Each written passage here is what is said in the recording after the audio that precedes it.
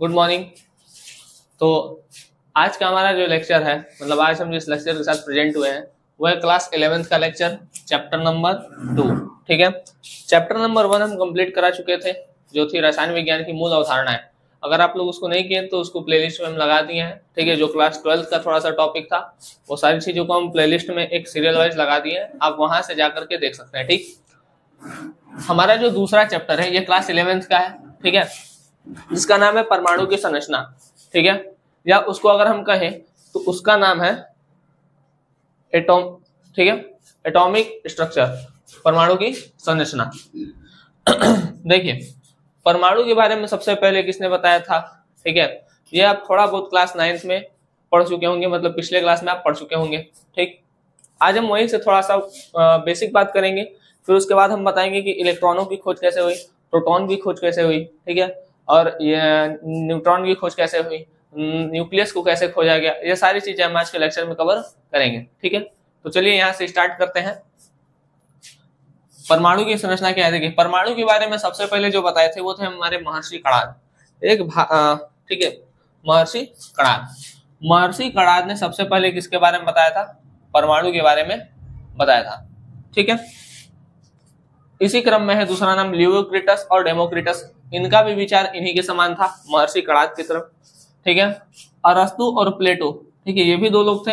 इन्होंने ये बताया था कि द्रव्य को अनंत काल तक विभाजित किया जा सकता है। ठीक, द्रव्य को अनंत काल तक विभाजित किया जा सकता है। ठीक है, मतलब अनंत काल तक विभाजित करने का मतलब है कि उसके छोटे छोटे टुकड़े कर सकते हैं, फिर छोटे छोटे और छोटे छोटे, मतलब एक टाइम ऐसा आएगा जब उसका हम टुकड़ा नहीं कर पाएंगे। ठीक है, जैसे तो ये अरस्तु बताए थे।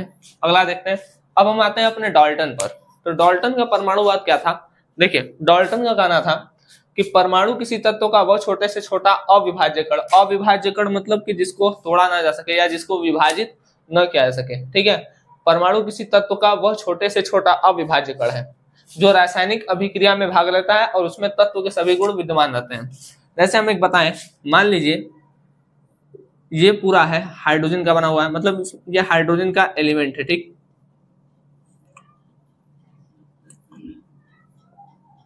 ये हाइड्रोजन का क्या है? एलिमेंट है।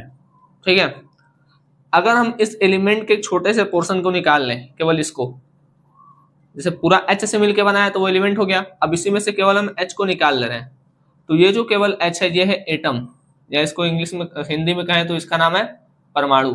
ठीक है, इसे क्या कहेंगे? परमाणु। अब देखिए, परमाणु क्या है? एलिमेंट का एकदम स्मॉलेस्ट पार्ट है। तो एटम जो होता है वो तत्व का सबसे छोटा भाग होता है, तो परमाणु किसी तत्व का वो छोटे से छोटा भाग है। अब इसको हम विभाजित नहीं कर सकते हैं। ठीक है, जो रासायनिक अभिक्रिया में भाग लेता है और उसमें तत्व के सभी गुण विद्यमान रहते हैं, इसको तोड़ भी नहीं सकते हैं। और इसमें जो तत्व के हैं, जैसे ये जो एलिमेंट में गुण रहेगा, ठीक है, वही गुण इसमें भी रहेगा। तो वही बोल रहा है कि परमाणु में तत्व के सारे गुण विद्यमान रहते हैं। ठीक है बात, यह है परमाणु का डाल्टन का परमाणु मॉडल। इसकी विशेषता क्या है? तो इन्होंने कई सारी बातें बताई थी। जैसे पहला बात इन्होंने बताया कि परमाणु को हम विभाजित नहीं कर सकते, इसको आप लिख लीजिएगा, हम शॉर्ट में लिख दिए हैं, परमाणु विभाजित नहीं हो सकता है। दूसरा, एक तत्व के सभी परमाणु का आकार, द्रव्यमान आदि गुण एक दूसरे के समान होता है। ठीक, एक तत्व के सभी परमाणु, जैसे मान लीजिए कोई एक तत्व, इसके जैसा हाइड्रोजन का परमाणु होगा वैसे सभी हाइड्रोजन का परमाणु होगा। ठीक है, भिन्न भिन्न तत्व के परमाणु अलग अलग होंगे या भिन्न भिन्न होंगे। जैसे मान लीजिए पोटेशियम का है, ठीक है, तो भिन्न भिन्न तत्व के, अब हम कंपेयर कर लेते हैं। ऐसे हाइड्रोजन है और पोटेशियम है, तो पोटेशियम अलग तत्व है और हाइड्रोजन अलग तत्व है। ठीक है, तो भिन्न भिन्न तत्व, अलग अलग तत्व के परमाणु, ठीक है, मतलब ये दोनों के परमाणु क्या होंगे? अलग अलग होंगे। ठीक, अगला बात, रासायनिक अभिक्रिया के दौरान परमाणु न तो उत्पन्न हो सकता है न तो नष्ट कर सकते हैं। ये कहीं ना कहीं रासायनिक संयोजन के नियम में आप जब द्रव्यमान संरक्षण का नियम पढ़ रहे होंगे तो उससे मैच कर रहा होगा ना। तो इसी पे एक पॉइंट है कि इसके गुण में आता है ये कि रासायनिक संयोजन के नियम को बताता है। और एक गुण इसका क्या है कि द्रव्य, द्रव्य मतलब होता है, द्रव्य मतलब आप लोग द्रव मत समझिएगा, वो लिक्विड का बात नहीं हो रहा है। द्रव्य मतलब होता है कोई पदार्थ। ठीक है, और द्रव्य की परिभाषा क्या होती है हम बता दे रहे हैं। किसी के पास अगर मास है, ठीक है, अपना खुद का मास, ठीक, मतलब द्रव्यमान है, और वो अगर कुछ स्पेस घेरता है, ठीक है, द्रव्य क्या होता है? देखिए, द्रव्य वो होता है जिसके पास अपना खुद का मास अर्थात द्रव्यमान हो और वो स्पेस मतलब स्थान घेरे। ठीक है, ये दो काम जो करेगा वो द्रव्य हो जाएगा। ठीक, तो द्रव्य अविनाशिता मतलब द्रव्य अविनाशितता मतलब है कि नष्ट न होना, खत्म न होना। ठीक है, तो द्रव्य के अविनाशितता की व्याख्या भी करता है कौन? डाल्टन का परमाणु मॉडल। ठीक, रासायनिक संयोजन का नियम यहाँ से बता रहा है। इसके दोष क्या है देखिए, इसका यहाँ पर दो दोष निकलता है। जैसे जब डाल्टन बताए थे, जब डाल्टन ये सारी अपनी बातें को बताए थे या रखे थे, तो उस समय समस्थानिक या संभारिक जैसी चीजें नहीं थी। ठीक है, कुछ सालों बाद क्या हुआ कि समस्थानिक और संभारिक की खोज हुई। तो जैसे ही संभारिक का खोज हुआ तो वहां से क्या पता चला, देखिए संभारिक क्या होता है, जो जिनका भार समान हो। ठीक है, इसको हम इरेज करके बता रहे हैं।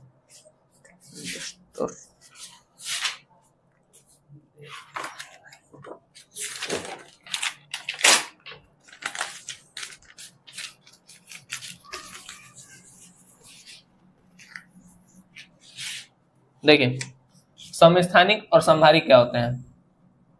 समस्थानिक हम उनको कहेंगे, सम मतलब समान, स्थानिक मतलब स्थान। तो स्थान मतलब परमाणु क्रमांक को लेते हैं, तो इसमें परमाणु क्रमांक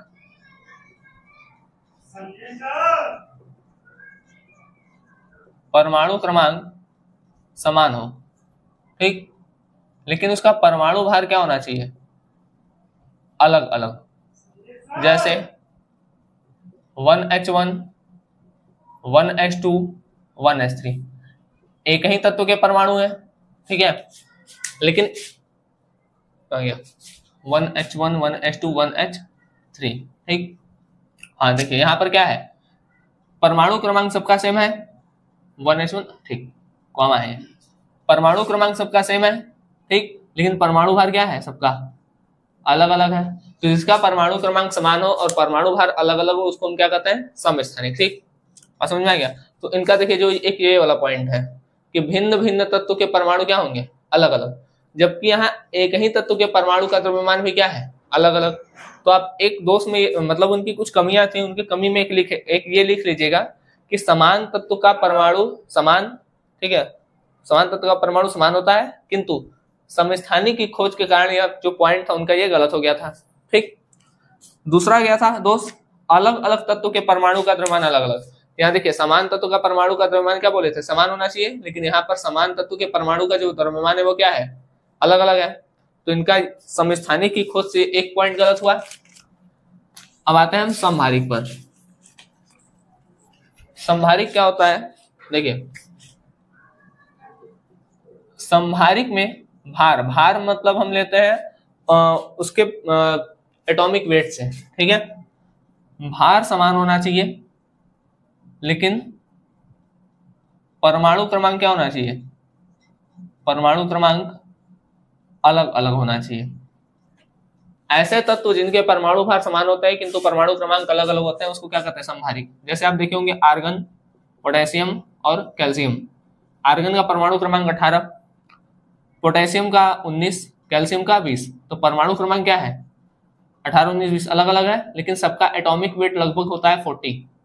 ठीक है, तो ये हमको संभारिक बताता है। और जैसे ही संभारिक की खोज उनका ये वाला पॉइंट गलत होगा, क्योंकि वो बोले थे कि अलग अलग तत्व के परमाणु का द्रव्यमान क्या होगा? अलग अलग, जबकि संभारिक की खोज से गलत हो गया। और दूसरा क्या बोले थे कि एक ही तत्व के परमाणु का जो स्थान होगा वो क्या होगा? समान तत्व के परमाणु समान होंगे।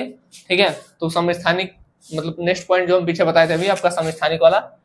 ठीक है, तो समस्थानिक की खोज से इनका ये पोर्शन गलत हुआ और संभारिक की खोज से उनका ये वाला बात गलत हो गया। ठीक है, चलिए उनका कहना यह था कि अलग अलग तत्व के जो परमाणु हैं, ठीक है, अलग अलग तत्व के परमाणु जो हैं उनका द्रव्यमान क्या होगा? अलग अलग। तो अलग अलग तत्व है लेकिन इनका द्रव्यमान तो सेम है। ठीक है, वो बता रहे थे। और इनका एक ये कहना था कि एक ही तत्व के परमाणु का जो भार होगा वो सब समान होगा। तो हाइड्रोजन एक ही तत्व है लेकिन उसका भार क्या हो गया था? अलग अलग। ठीक है, तो यहां से इनके इन दो पॉइंट से इनकी दो चीजों में कमी आ गई। ठीक है, आप लोग चाहिए तो इसका स्क्रीनशॉट ले लीजिए, हम हट जा रहे हैं। चलिए देखिए, तो हम लोग देखें कि जो डाल्टन थे, ठीक है, एक समय बाद जाकर के डाल्टन का जो परमाणु मॉडल था उसमें कुछ कमियां निकल आई। ठीक है, अब लोग ये खोज में लग गए कि जैसे जो परमाणु है, क्या परमाणु के अंदर भी कुछ हो सकता है, ठीक है, मतलब ये लोग खोजने लगे। तो इसमें कुछ क्रम है, जैसे इलेक्ट्रॉन की खोज, आप लोग को पता होगा एक ट्रिक है, ईट पग नाच, ठीक है, ईट पग नाच। ई से इलेक्ट्रॉन, टी से जे थॉमसन, टी से जे थॉमसन, ठीक है, पी से प्रोटॉन और ग से गोल्डस्टीन, गोल्डस्टीन, न से न्यूट्रॉन और च से चैडविक। ईट पर नाच बहुत लोग सुने होंगे, तो पर नहीं, रदरफोर्ड नहीं, रदरफोर्ड जो थे वो न्यूक्लियस का डिस्कवरी किए थे, ठीक है, अभी आगे आएंगे तो बताएंगे। तो ईट पग नाच याद रखिएगा। ई से इलेक्ट्रॉन, ट से जे थॉमसन, प से प्रोटॉन और ग से गोल्डस्टीन, न से न्यूट्रॉन और च से चैडविक। हम यहाँ पे माइनस प्लस लगाए हैं, इसका मतलब होता है कि इलेक्ट्रॉन पर नेगेटिव चार्ज होता है, प्रोटॉन पर पॉजिटिव चार्ज होता है और न्यूट्रॉन पर जीरो, मतलब कोई चार्ज नहीं होता है, ठीक, ठीक है, बात इतना। तो कहने का मतलब ये है, जिसे ईट ये वाला पकड़ते हैं अभी, इलेक्ट्रॉन का खोज कौन किया, जे थॉमसन। तो डायरेक्ट जे थॉमसन खोज ही नहीं कर दिए थे, ठीक है, जे थॉमसन जो थे वो उनसे पहले मतलब कुछ साइंटिस्ट थे, जैसे आ रहे हैं, इसको इरेज कर लें।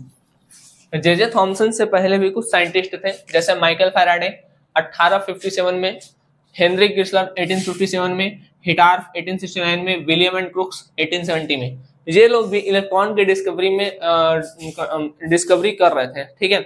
तो इन्हीं लोग का रिसर्च पढ़ करके, ठीक है, इन्हीं लोग का एक्सपेरिमेंट रिपीट करके जे थॉमसन जो थे वो क्या किए, इलेक्ट्रॉन का डिस्कवरी किए थे। कैसे किए थे, देखिए, एक ये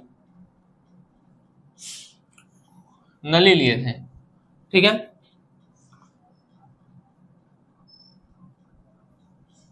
ये जो नली थी वो कांच की थी, ठीक है, ये एक नली है, यहां पर एक वैक्यूम लगाया गया था, वैक्यूम, ठीक है, मतलब जितने भी इधर ले लेते हैं कैथोड और इधर हम लिए हैं छिद्रित एनोड, यहां पर लिए हैं हम छिद्रित एनोड, ठीक। देखिए, वैक्यूम लिया गया क्योंकि अंदर से एयर को निकाल करके बाहर कर दिया जा सके, ठीक है। फिर इसको हम जोड़ देते हैं 10,000 वोल्ट के 10,000 के हाई वोल्टेज से, ठीक है, 10,000 वी मतलब विभव बताता है, ठीक है, 10,000 वोल्ट। इसमें कुछ गैसें होती हैं, ठीक, इस पर जो प्रेशर दिया जाता है वो दिया जाता है 10⁻³ mmHg। ये एक सेटअप तैयार करते हैं, ठीक है, एक कांच की नली लेते हैं, उसमें एनोड डालते हैं, कैथोड डालते हैं, एनोड छिद्रित रहता है और इसके पीछे एक प्रतिदीप्तिशील पदार्थ होता है, यह है प्रतिदीप्तिशील पदार्थ। इसको इंग्लिश में कहते हैं इनफ्लोरेसेंट मटेरियल, ठीक है, इनफ्लोरेसेंट मटेरियल, ठीक, प्रतिदीप्तिशील पदार्थ। देखिए होता क्या है, इस तरीके का एक सेटअप बनाते हैं। सेटअप बनाने मतलब कि उसके अंदर से एयर को वैक्यूम लगा करके एयर को निकाल दिए, 10⁻³ mm का प्रेशर दे दिए, एक तरफ कैथोड लगा दिए, एक तरफ एनोड लगा दिए। अब कंफ्यूजन होता है कि एनोड में पॉजिटिव चार्ज होता है कि कैथोड में। देखिए ए से ऐड होता है ना, तो ऐड का मतलब होता है पॉजिटिव और उसका उल्टा कैथोड है तो नेगेटिव कर दीजिएगा, ठीक है। ए से ऐड मतलब प्लस, ठीक है, सॉरी, ए से एनोड और ए से ऐड, तो एनोड मतलब पॉजिटिव चार्ज, ठीक है, और उसका उल्टा कैथोड होता है तो कैथोड पर नेगेटिव चार्ज, ठीक। अब बात सुनिए, देखिए एक तरह इस सेटअप लगा लिए। अब यहाँ पर एक कुंजी रहती है, जैसे कुंजी ऑन करेंगे, ठीक है, तो होगा क्या, जो कैथोड होगा, ठीक है, कैथोड से कुछ निकलता है, ठीक है, हालांकि वो दिखता नहीं है, अभी हम जानते हैं कि वो इलेक्ट्रॉन है, लेकिन उस समय जब एक्सपेरिमेंट हुआ होगा तो लोगों को कुछ नहीं पता रहा होगा, ठीक है। तो यहाँ से कुछ रेज निकलती हैं, ठीक है, यहाँ से कुछ रेज निकलती हैं, ठीक है, अंदर गैस के भी पार्टिकल हैं, ठीक है, यहां से कुछ रेज जब निकलती हैं, ठीक है, तो वो एनोड से मतलब निकल करके क्या करती हैं, इस प्रतिदीप्तिशील पदार्थ से टकराती हैं और चमक उत्पन्न करती हैं, ठीक है। चूंकि ये कैथोड से निकली है इसलिए इस किरणों को नाम दिया जाता है कैथोड किरणें, कैथोड रे या कैथोड किरणें। तो प्रतिदीप्तिशील पदार्थ पर जब कैथोड किरणें टकराती हैं, कैथोड किरणें टकराती हैं तो चमक उत्पन्न करती हैं। ठीक है, देखिए कुछ नहीं है, 10 प्रेशर दिए हैं 10⁻³ mm का, अंदर गैस भरा हुआ है, जैसे ही हाई वोल्टेज दिए तो कैथोड से कुछ रे बहुत तेजी से निकली जो प्रतिदीप्तिशील पदार्थ से टकरा करके क्या कर रही है, चमक उत्पन्न कर रही है। ठीक ना, बात समझ में आ रहा है? ठीक है, अब इस रे का कुछ प्रॉपर्टी है, उस प्रॉपर्टी को हम देख लेते हैं। ठीक है, तब तक आप लोग इतना स्क्रीनशॉट लीजिए या बना लीजिएगा। ठीक है, हम तो जैसे यहाँ पे कुछ प्रॉपर्टी दिख भी जाएगा कि ये किरणें सीधी चलती हैं। ठीक है, और ये अगर पॉजिटिव की तरफ जा रही है तो ये खुद क्या होंगी, पॉजिटिव की तरफ कौन जाता है, निगेटिव जाता है। ठीक है, तो निगेटिव होगा, ये जो रे है वो ऋण आवेशित किरणें होंगी। ठीक है, और ये जब गैसों से टकराती है ना, अच्छा एक चीज और, जैसे ये गैस है, ठीक है, बीच में कुछ गैस है, तो ये जब गैसों से टकराती हैं तो ये आयन मतलब उनको आयनित कर देती है। आयनित करने का मतलब क्या है कि या तो ये जो है, ठीक है, इसके अंदर इलेक्ट्रॉन डाल देंगी या इसको निकाल देंगी। मतलब इलेक्ट्रॉन दे भी सकते हैं, इलेक्ट्रॉन निकाल भी सकते हैं। ठीक है, मतलब ये आयनित कर सकते हैं। कहने का मतलब इसके पॉजिटिव चार्ज भी आयनित, मतलब देखिए आयनित करने का मतलब है कि उस पे उसको धन आवेशित या ऋण आवेशित कर देना, धन आवेशित या ऋण आवेशित कर देना। जैसे ही धन आवेशित करेंगे तो उसको हम धन आयन कहेंगे, और अगर ऋण आवेशित हो जाएगा तो उसको हम ऋण आयन कहेंगे, ऋण आयन। ठीक है, धन आयन कब होता है, जब कोई अपने अंदर से इलेक्ट्रॉन निकाल देता है, और ऋण आयन कब होता है, जब कोई अपने अंदर इलेक्ट्रॉन ले लेता है। ठीक है, तो वही कह रहा है कि ये क्या करते हैं, गैसों को आयनित कर देती हैं। गैसों को आयनित करने का मतलब है ये दे भी सकती हैं उसको इलेक्ट्रॉन, और इसके अंदर से इलेक्ट्रॉन निकाल भी सकती हैं। ठीक है बात, तो ये लिखिए, हम इसका प्रॉपर्टी आपको लिखवाते हैं, स्क्रीनशॉट ले लीजिए। देखिए, तो अभी हम बात किए थे इलेक्ट्रॉन की खोज जो किए थे वो जे थॉमसन साहब थे। ठीक है, जे थॉमसन जो थे वो क्या किए थे, मतलब पीछे जो लोग लिख कर गए थे उसी को उसको लिए थे और कुछ चीजों को चेंज करके उन्होंने इलेक्ट्रॉन की खोज की थी। ठीक, जिसमें से क्या था कि कैथोड एनोड लगाए थे, छिद्रित एनोड लिए थे, गैस का प्रेशर 10⁻³ mm रखा था। ठीक है, 10,000 का हाई वोल्टेज दिए थे, जिससे क्या हो रहा था, कैथोड में से कुछ किरणें निकल रही थी। वो जो किरणें निकल रही थी, ठीक है, उसी के बारे में हमको थोड़ा सा पढ़ना है। देखिए, तो जो किरणें निकल रही थी कैथोड से वो एकदम सीधी जा रही थी। ठीक है, ये पहला, अगर ये किरणें एनोड मतलब पॉजिटिव की तरफ जा रही हैं तो ये खुद क्या होगा, निगेटिव जाता है पॉजिटिव की तरफ। अगर पॉजिटिव होता है तो पॉजिटिव की तरफ जाता ही नहीं। ठीक है, तो कहने का मतलब यह है कि ये खुद ऋण आवेशित होंगी तभी तो धन आवेशित की तरफ जा रही होंगी। तो दूसरा पॉइंट क्या है कि कैथोड किरणें ऋण आवेशित होती हैं। ऋण आवेशित कणों का निर्माण अति सूक्ष्म कणों से होता है। ठीक है, देखिए ऋण आवेशित कण जो होते हैं ये जब निकलते हैं ना तो दिखते भी नहीं है। ठीक है, तो नहीं दिख रहे हैं मतलब बहुत छोटे छोटे पार्टिकल होंगे इसलिए नहीं दिख रहे हैं। और दूसरा है अर्थात इनमें सॉरी ये मार्ग में रखें। ठीक है, कणों से होता है, ये मार्ग में रखे। हल्का पंखा मतलब अगर इस तरीके से हम कोई फैन बना दें, ठीक है, तो इसको ये रोटेट करा देंगी। रखे हल्के पंखे को घुमा देती हैं, लिख लीजिए घुमा देती हैं, फिर कॉमा, अर्थात इनमें गतिज ऊर्जा होती है। देखिए जा रही है। ठीक है, जब भी कोई चीज गति में होती है तो उसके अंदर गतिज ऊर्जा होती है। ठीक, और जब भी कोई चीज ऊंचाई पर होती है तो उसके अंदर स्थितिज ऊर्जा होती है।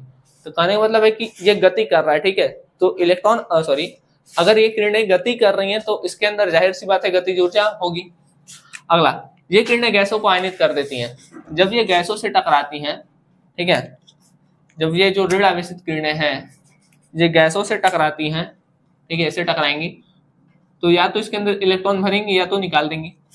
भरेंगे तो ऋण आयन आएगा और निकाल देंगे तो धन आयन आएगा, वही कर रहा है। नेक्स्ट बात, ये किरणें मतलब कैथोड किरणें जब उच्च गलनांक की धातु से टकराती हैं तो एक्स रेज उत्पन्न करती हैं। एक्स रेज उत्पन्न करने का मतलब इसकी भेदन क्षमता बहुत ज्यादा होगी। ठीक है, अच्छा मतलब भेदन क्षमता क्या होती है, ज्यादा होती है। ठीक है, बहुत ज्यादा एक्स का नहीं होता, बहुत ज्यादा गामा का होता है। ठीक है, तो एक्स रेज का हालांकि होता है दूसरे नंबर पे आता है। ठीक है, तो एक्स रेज की भेदन क्षमता भी होगी लेकिन गामा से कम होगी। ये किरणें चुंबकीय क्षेत्र में विक्षेपित होती हैं। देखिए इस पॉइंट का मतलब क्या है, जैसे अब हम थोड़ा सा बनाएंगे, ठीक है, जैसे देखिए छोटा बना रहे हैं। अब यहां पर हम रखे हैं कैथोड, ये जोड़ दें इसको हाई वोल्ट से, ठीक है, ये हो गया एनोड, ये एनोड है पॉजिटिव चार्ज है, ये कैथोड है जो निगेटिव चार्ज है, ये हो गया प्लस माइनस।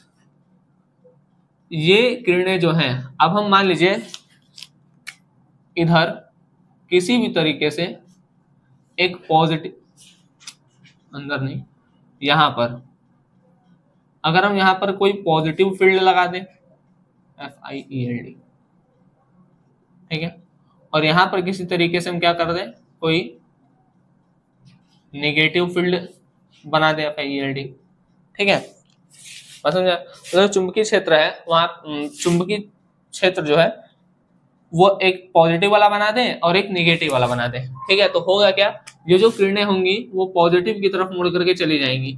अब ये किरणें इधर नहीं जाएंगी, ठीक है। जो ऋणावेशित किरणें हैं, अगर हम एक पॉजिटिव फील्ड एक नेगेटिव फील्ड लगा दिए, एक पॉजिटिव फील्ड एक नेगेटिव फील्ड लगाए हैं, तो ये किरणें जो है, जो ऋणावेशित किरणें, वो पॉजिटिव की तरफ मूव कर जाएंगी, निकल लेंगी, ठीक है, क्योंकि ये ऋणावेशित है, कहाँ जाएंगे, धनावेशित की तरफ, ठीक है। अब ये जो है कुछ फैक्ट हमको पढ़ लेना है, ठीक है, जैसे E/m, E मतलब इलेक्ट्रॉन पर आवेश, m मतलब इलेक्ट्रॉन का मास, इन दोनों का रेशियो होता है 1.75 इंटू 10⁻⁻15, ठीक।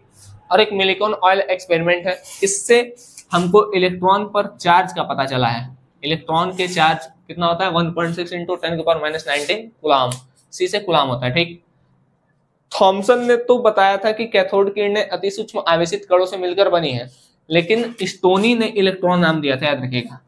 इलेक्ट्रॉन नाम जे थॉमसन ने नहीं दिया था, इलेक्ट्रॉन नाम जो दिया था वो दिया था स्टोनी ने, ठीक है। उन्होंने केवल ये बताया था कि जो ये किरणें हैं वो बहुत सूक्ष्म कणों से मिलकर बनी है। सूक्ष्म कण मतलब दिख ही नहीं रहे, तो बहुत छोटे पार्टिकल होंगे, ठीक है। स्क्रीनशॉट लीजिए, हम आपको प्रोटॉन को खोज बता रहे हैं अभी। चलिए, इलेक्ट्रॉन की खोज को देखने के बाद हम देखते हैं प्रोटॉन की खोज कैसे हुई थी, ठीक। देखिए यहाँ पर जैसे इलेक्ट्रॉन में आप सेटअप बनाए थे वैसे इसमें भी बना लीजिएगा, ठीक है। बस यहाँ पर क्या करिएगा, वहां पर हम छिद्रित एनोड लिए थे, लेकिन यहाँ पर हम जो लेंगे वो छिद्रित कैथोड लेंगे, ठीक है। यहाँ पर छिद्रित कैथोड और ये हो गया एनोड, ठीक है। और यहाँ पे अब हम रखेंगे प्रतिदीप्तिशील पदार्थ। अच्छा, एक चीज हम नहीं बताए हैं, जो प्रतिदीप्तिशील पदार्थ होता है वो एक्चुअली जिंक सल्फाइड की परत होती है, ठीक है। वो क्या होता है, वो जिंक सल्फाइड का परत होता है, ठीक है। प्रतिदीप्तिशील पदार्थ जो होता है वो जिंक सल्फाइड ही होता है। अब हो क्या रहा था, कैथोड से कुछ रे निकल रहा था, ये रे निकल रहा था, ठीक है, और ये जाते समय क्या कर रहा था, कुछ गैसों को आयनित कर दे रहा था, ठीक है, कुछ गैसों को आयनित कर रहा था। तो ये इस गैस को आयनित करेगा, मान लीजिए इस पे पॉजिटिव चार्ज आ गया, तो अगर ये पॉजिटिव है तो ये किधर जाएगा, कैथोड की तरफ, क्योंकि कैथोड ऋण आवेशित होता है और एनोड धन आवेशित, ठीक है। तो ये जब इधर गया, ठीक है, तो ये जब टकराएगा तो चमक उत्पन्न करेगा, ठीक, टकराएगा तो चमक उत्पन्न करेगा, ठीक है। इसमें बस हाँ, इस पर एक चीज और, यहाँ पर जो गैसों का प्रेशर रखा गया वो रखा गया 10⁻⁻1 mmHg, बहुत महत्वपूर्ण है पॉइंट। इलेक्ट्रॉन में हम 10⁻³ mmHg रखे थे, ठीक, वहां पर एनोड छिद्रित था और यहाँ पर जिंक सल्फाइड का लेयर था।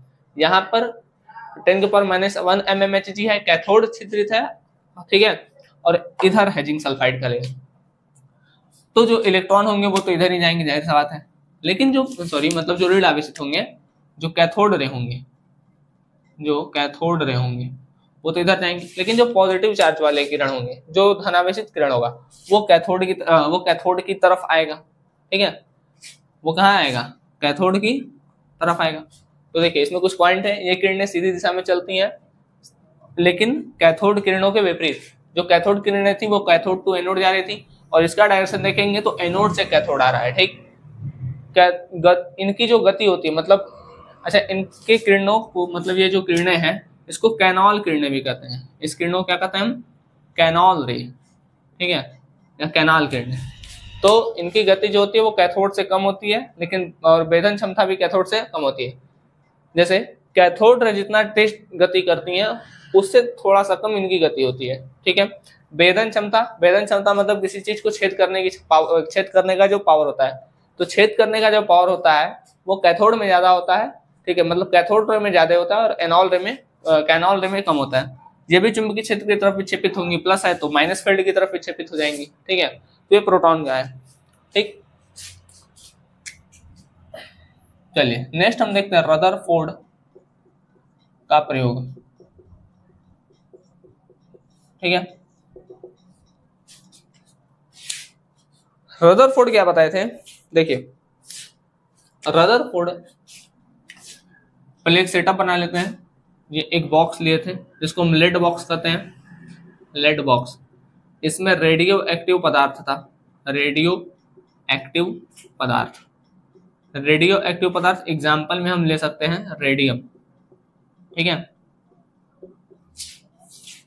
ये एक सोने का पतला पन्नी। अच्छा, इन्होंने अपने ऐसा सवाल पूछता भी है कि इन्होंने सोने की पन्नी का ही चयन क्यों किया? रदरफोर्ड ने अपने एक्सपेरिमेंट के लिए सोने की पन्नी को ही क्यों चुना? सोचिए थोड़ा सा। ये गोल्ड फॉइल है, थिन गोल्ड फॉइल है, पतली सोने की पन्नी, पतली सोने की पन्नी। सोने की पन्नी का ही चयन किया और वो भी पतला सा क्यों? यह है प्रतिदीप्तिशील पदार्थ, मतलब जिंक सल्फाइड दिख देना डायरेक्ट, ठीक है। देखिए पहले हम बताते रहे, देखिए पतले सोना जो होता है वो बहुत ज्यादा आघातवर्धनी होता है। अब आघातवर्धनी क्या होता है? आघातवर्धनी एक टर्म है, इसका मतलब होता है कि धातु को पीट पीट करके चादर बना देना आघातवर्धनीयता कहलाता है, ठीक। किसी मेटल को पीट पाट करके हम उसको एक सीट बना दे रहे हैं तो उसी को कहते हैं आघातवर्धनीयता, ठीक है। तो ये क्या होता है?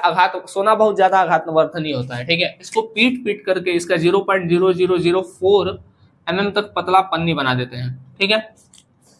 अब यहां से कुछ अल्फा कण निकलता है। अल्फा कण क्या है? देखिए अल्फा कण आज के हिसाब से हीलियम का नाभिक है, ठीक है। आज के हिसाब से एक अल्फा कण जो होता है वो हीलियम का नाभिक है, ठीक है।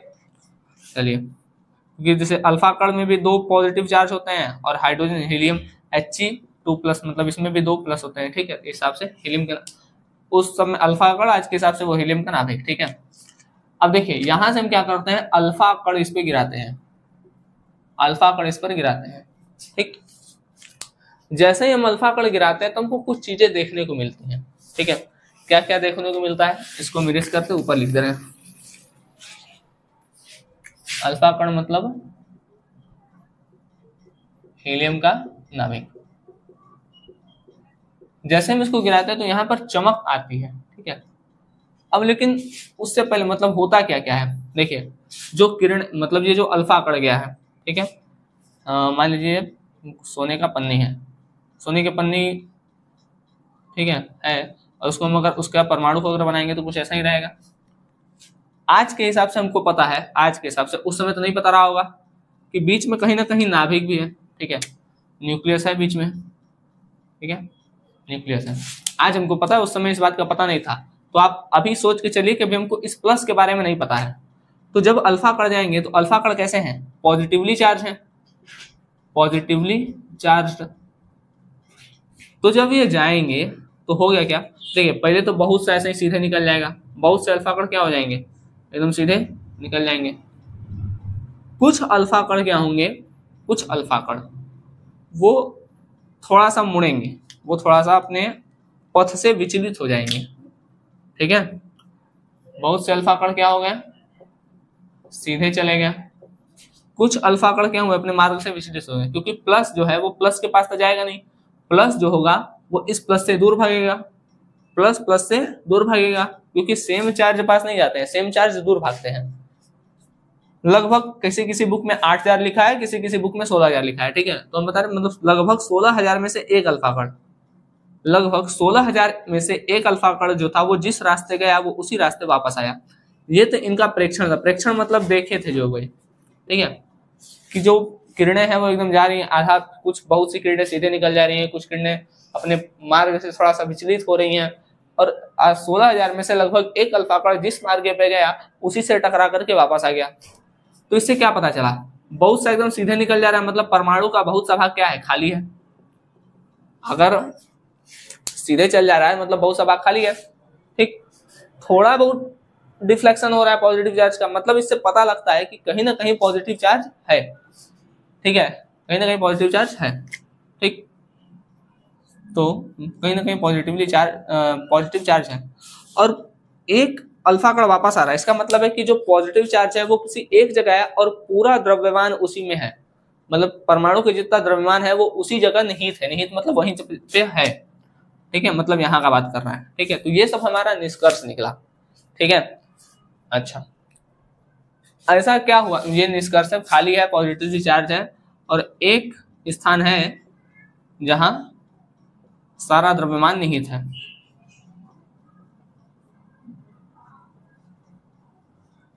ठीक है।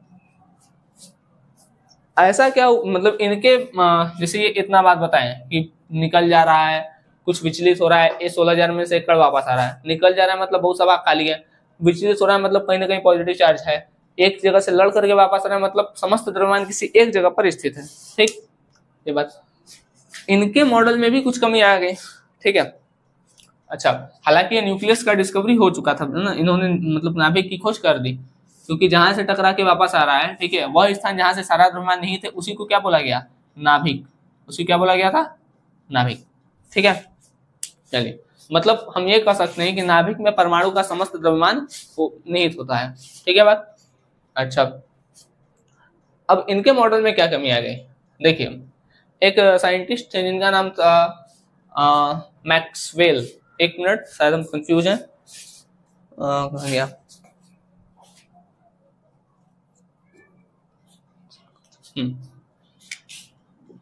एक साइंटिस्ट जिनका नाम है मैक्सवेल, ठीक है। जो मैक्सवेल थे, ठीक है, मैक्सवेल क्या किए थे, अपना अणु गतिकी सिद्धांत दिए थे, अणु गतिकी सिद्धांत, सॉरी, विद्युत गतिकी सिद्धांत, ठीक है। जो मैक्सवेल थे, मैक्सवेल का एक विद्युत गतिकी सिद्धांत था, उस सिद्धांत रदरफोर्ड के मॉडल में भी कुछ कमी आ गई थी, ठीक। वो कमी क्या थी, एक साइंटिस्ट थे जिनका नाम था मैक्सवेल, इनका नाम क्या था, मैक्सवेल।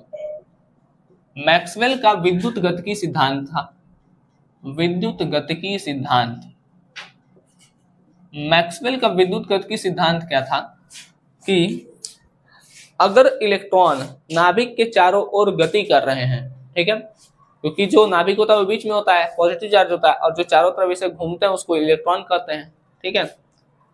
तो मैक्सवेल का विद्युत गतिकी सिद्धांत के अनुसार नाभिक है, नाभिक के चारों ओर इलेक्ट्रॉन क्या कर रहे हैं, गति कर रहे हैं, तो उन गति करते करते क्या होना चाहिए, उनका ऊर्जा खत्म होना चाहिए, उनके मतलब उनका जो एनर्जी है वो रेडिएशन के फॉर्म में निकलना चाहिए, ठीक है। और जब निकलेगा तो वो क्या होगा, क्या मतलब हानि होगी ऊर्जा की, और वो हानि होगी तो वो अगर ऊपर वाले कक्षा में रहेंगे तो नीचे आएंगे, नीचे आएंगे, और एक समय स्थिति ऐसी आ जाएगी जब वो नाभिक में गिर जाएंगे, ठीक। इसको हम थोड़ा सा बता रहे हैं लिख करके, देखिए, आप लोग को इतना स्क्रीनशॉट लेना है तो ले लीजिए। चलिए देखिए,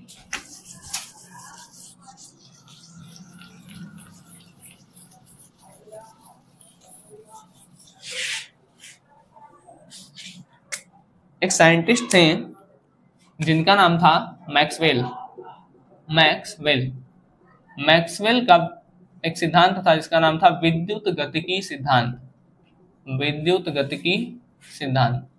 इस सिद्धांत के अनुसार क्या था कि जैसे बीच में क्या होता है, प्रोटॉन होता है, न्यूट्रॉन होता है, और इलेक्ट्रॉन चारों तरफ क्या करते हैं, चक्कर लगाते हैं, इलेक्ट्रॉन इसके चारों ओर क्या लगाते हैं, चक्कर लगाते हैं, ठीक है, घूम रहे हैं।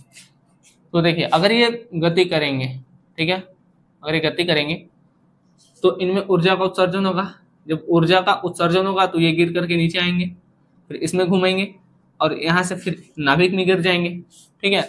ऐसा बोल सकते हैं ना कि जब इलेक्ट्रॉन घूमेगा तो ऊर्जा अपनी नष्ट करेगा, ऊर्जा नष्ट करेगा तो उच्च ऊर्जा स्तर से निम्न ऊर्जा स्तर में आएगा, और एक स्थिति ऐसी आएगी जब वो नाभिक में गिर जाएगा, ठीक। लेकिन ऐसा नहीं होता है। इसी चीज की व्याख्या रदरफोर्ड के मॉडल से नहीं होती है, ठीक है। तो इसी को आगे बताएंगे बोर, जिसका बात हम लोग कल करेंगे, ठीक है। अभी हम बस रदरफोर्ड का लिख दे रहे हैं, आप लोग उसका स्क्रीनशॉट ले लीजिएगा, ठीक है। हम जो बताना था वो बता दिए, ठीक है। इरेज कर दे रहे हैं।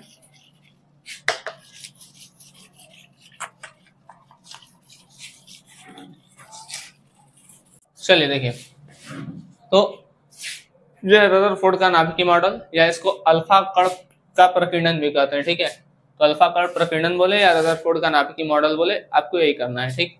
अब बनाएंगे, आप चाहे तो इस सेटअप, मतलब ये जो सेटअप लगाए उसके बारे में आप लिख सकते हैं कि जो लेड बॉक्स होता है उसमें रेडियो एक्टिव पदार्थ से रेडियम भरते हैं, इससे अल्फा कण निकलते हैं जो सोने की पतली पन्नी पर से टकरा करके जिंक सल्फाइड की परत पर क्या करते हैं, चमक उत्पन्न करते हैं, ठीक है। अब देखिए, जब हम ये काम किए तो हमको क्या देखने को मिला, जब हम ये किए तो हमको क्या देखने को मिला, बहुत से अल्फा कण सीधे निकल जा रहे थे, बहुत से अल्फा कण सीधे निकल गए, कुछ अल्फा कण अपने मार्ग से विचलित हुए। हम प्रेक्षण और निष्कर्ष साथ में लेके चल रहे हैं। जैसे जब आप देखें कि बहुत से अल्फा कण सीधे निकल गए, ठीक, तो इसका मतलब क्या है कि परमाणु का अधिकतर भाग खाली है, ठीक। कुछ अल्फा कण अपने मार्ग से विचलित हुए, अपने मार्ग से विचलित हो रहे हैं, मतलब क्या हो रहा है, मतलब कहीं ना कहीं धनावेश है, क्योंकि जो अल्फा कण है वो धनावेशित है और अपने मार्ग से भटक रहा है, मतलब विचलित हो रहा है। तो कहीं ना कहीं अगर नेगेटिव रहता तो उसकी तरफ चल जाता, लेकिन अगर हट रहा है उस मार्ग से तो पॉजिटिव चार्ज है कहीं ना कहीं, ठीक है। तो अल्फा कण अपने मार्ग से विचलित हो रहा है, मतलब किसी छोटे से स्थान पे धनावेशित भाग है, कहीं ना कहीं धनावेशित भाग है। हाँ, अब ये बात अलग है, जैसे जैसे हम इसके पास जाते जाएंगे धनावेशित भाग के, तो उसका विचलन कोण बहुत ज्यादा होता है, मतलब जो विचलन होगा, ठीक है, उसका एंगल बढ़ता जाएगा, ठीक है बात। अगला चलते हैं। लगभग 16,000 में से एक अल्फा कण 180 डिग्री पर वापस आया, मतलब अल्फा कण एकदम तेजी से गया और जितना तेजी से गया उतनी तेजी से वापस आ गया, मतलब बाउंस बैक हो गया, ठीक। तो इसका मतलब क्या है, कहीं ना कहीं कुछ भारी चीज है जिसको वो पार नहीं कर पा रहा है, टकरा करके वापस आ जा रहा है, ठीक है। लगभग 16,000 में से एक अल्फा कण वापस आ गया, इसका मतलब परमाणु का समस्त द्रव्यमान किसी छोटे से स्थान पर है जिसे नाभिक कहा गया, ठीक। ये हमारा आज का लेक्चर समाप्त होता है, ठीक है। अगला जो हम लेक्चर लेके आएंगे वो टोटली लेके आएंगे बोर के परमाणु मॉडल पर, ठीक है।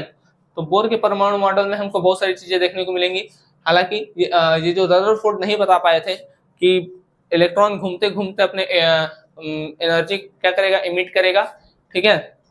और एक समय आएगा जब वो न्यूक्लियस में गिर जाएगा, ऐसा होना चाहिए मैक्सवेल के विद्युत गतिकी सिद्धांत के अनुसार, जबकि ऐसा नहीं होता है। तो उस बात को बोर बताएंगे, ठीक है। बात समझ में आ रहा है? तो नेक्स्ट लेक्चर आप लोग बोर पे आएगा, तब तक आप लोग इसको अच्छे से पढ़ते रहें। तब तक के लिए धन्यवाद।